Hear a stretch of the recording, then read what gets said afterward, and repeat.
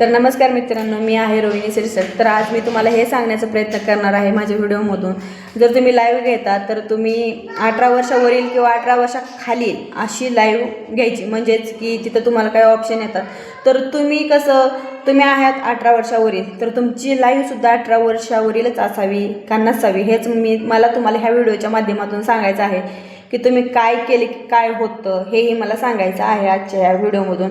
आणि जे लोक म्हणतात की आमची लाईव्ह प्रायव्हेटच होते, त्याला पब्लिक कसं करायचं, हे यूट्यूबमधून पण करता येतं आणि YT स्टुडिओमधून पण करता येतं। पण मी तुम्हाला ह्या माध्यमातून YT स्टुडिओच्या माध्यमातून मी तुम्हाला सांगणार आहे की आपलं प्रायव्हेट लाईव्ह पब्लिक कसं करायचं हे मी तुम्हाला, चला मग मी सांगणार आहे। चला मग चालू करूया, न वेळ काय घालवता।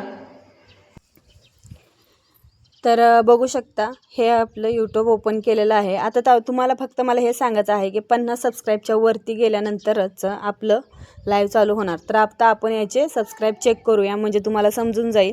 तर याचे सबस्क्राईब किती होते बघा, 205 एवढे सबस्क्राईब होते। मला काही व्यवस्थित नाही दाखवता येत कारण मी माझ्या लॉंग व्हिडिओ काढायची ही अशी पहिलीच वेळ आहे मोबाईल मार्फत। तर हे प्लस चिन्ह आहे, प्लस चिन्हावर क्लिक करून तुम्हाला मोहरं काय करायचं ते दाखवते मी। आता इथं दोन ऑप्शन येतात, yes it made for kids, no it's made for kids. तसं आपल्याला 2 नंबरच्या म्हणजे 2 नंबरला आपल्याला क्लिक करून मोहरं जायचं आहे। आणि हे बघा आपली लाईव्ह कशी ओपन होते। जर तुम्ही 18 वर्षावरील असून पण जर लाईव्ह घेत असाल, म्हणजे लहान लेकरांसाठी सुद्धा, तर आपली चॅनल उडण्याची जास्त शक्यता असू शकते। तर चला मग मला तुम्हाला फक्त हे दाखवायचं आहे की जर आपल्याला जर लोकांना ब्लू द्यायचा असेल, जर समजा तुम्हाला घाण कमेंट येतात आणि त्या तुम्हाला डिलीट करायच्या आहेत, म्हणजे तुम्ही स्वतः न काय करता एक माणूसच, म्हणजे दुसऱ्या तुमच्या ओळखीच्या माणसाला तुम्ही ब्लू देऊन टाका, म्हणजे ते तुमचं काम आसान करून टाकतो, जसं की तो डिलीट करतो। आता हे बघा, इथं किती ऑप्शन आहेत, पिन, मेसेज, रिपोर्ट, रिमूव्ह। तर हे आहे, आता मी तुम्हाला मॉडरेटिंग द्यायचं सांगते, म्हणजेच ब्लू कसा द्यायचा। 2 ऑप्शन आहेत इथं, स्टँडर्ड, मॉडरेटर। तर आता बघा, हे कसं निळ्या अक्षरामध्ये येतं। तर निळ्या अक्षरामध्ये आलं की आपल्याला जेवढेही घाण मेसेज येणार, कमेंट येणार, ते डिलीट करणार, ज्याला मी ब्लू दिलेलं आहे। आणि जर समजा तुम्हाला जर स्वतःलाच डिलीट करायचं आहे तर ते तुम्ही सुद्धा करू शकता। इथं किती मेसेज आहेत बघा, आणि इथं तुम्ही एखाद्याला जर तुम्हाला घाण मेसेज आला तर त्याला तुम्हाला कंप्लेंट ही करता येते याच्या मार्फत, ब्लूच्या मार्फत बरं का, आणि ते तुम्ही करू शकता इथं। तर रिमूव्ह, स्टँडर्ड, मॉडरेटर हे आपण काढून घेऊया। आणि जर आपल्याला त्याला उडवायचं आहे, म्हणजे त्याला काढून टाकायचं आहे, तर आपण काढू शकतो। हे बघा, त्याचा आपण ब्लू काढून ठेवलेला आहे, म्हणजे काढून टाकलं। आणि आता आपल्याला समजा त्याला डिलीट करायचं आहे, तर मी तेही तुम्हाला सांगणार कसं करायचं। जेव्हा का इथं पुट युअर इन टाईम आहे आणि खाली एक ऑप्शन आहे की ते म्हणजे चॅनलवर पण तो येऊ शकत नाही, असाही एक ऑप्शन आहे।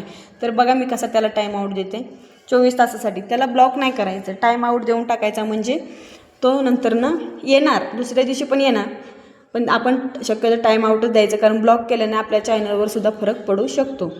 तर मग बघू शकता, तुम्हाला मोहरं कळलंच, put your in time out. आता बघा, त्याचे सगळेच कमेंट रिमूव्ह होतात, हे बघा रिमूव्ह झाले। तर आता इथं बघा, पर्सनली प्रायव्हेट ही लाईव्ह पडलेली आहे। आता ह्या प्रायव्हेटचं पब्लिक कसं करायचं हे मला तुम्हाला YT स्टुडिओमधून दाखवणार। हे यूट्यूबमधून सुद्धा होतं, पण मला शक्यतो तुम्हाला याच्यामधूनच सांगायचं आहे की कसं होतं YT स्टुडिओमधून।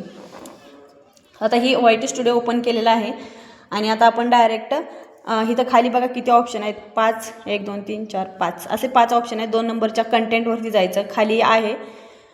आणि हे बघा तुम्ही बघू शकता, ह्याच्यावर गेल्यानंतर हो का विजिबिलिटी म्हणून प्रायव्हेट आहे, तर तिथं पेन्सिलवर जाऊन विजिबिलिटीवर प्रायव्हेट आहे।